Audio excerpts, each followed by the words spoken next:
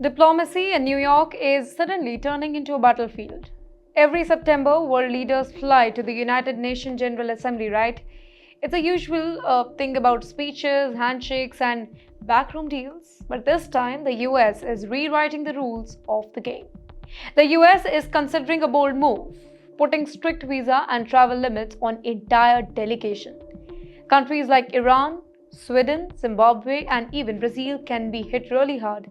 Yes, can you imagine that? Brazil, the country that traditionally opens the General Assembly with its first speech, might now find its team facing restrictions on how and where they move in New York.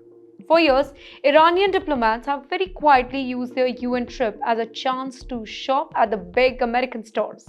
Stores like Costco and Sam's Club, buying goods that are entirely banned or even hard to get at home.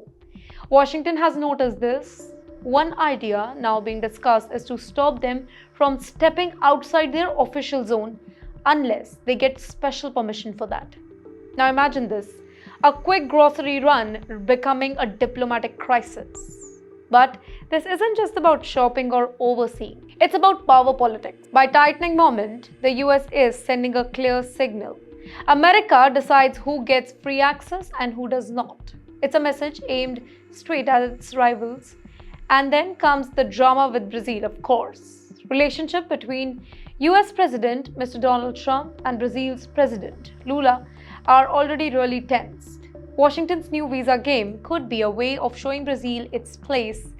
And yes, if this happens, it would break a long-lasting UN tradition and create shockwaves in diplomatic circles. At the very same time, the US is also playing a balancing act here. Some delegations, like Syria's, are quietly being given waivers. That shows Washington is keeping door half open, rewarding some and punishing others. So, what's the conclusion? The conclusion is this. The US is weaponizing visas. In simple terms, it is saying that we control the keys to the New York, enter at our conditions or don't enter at all.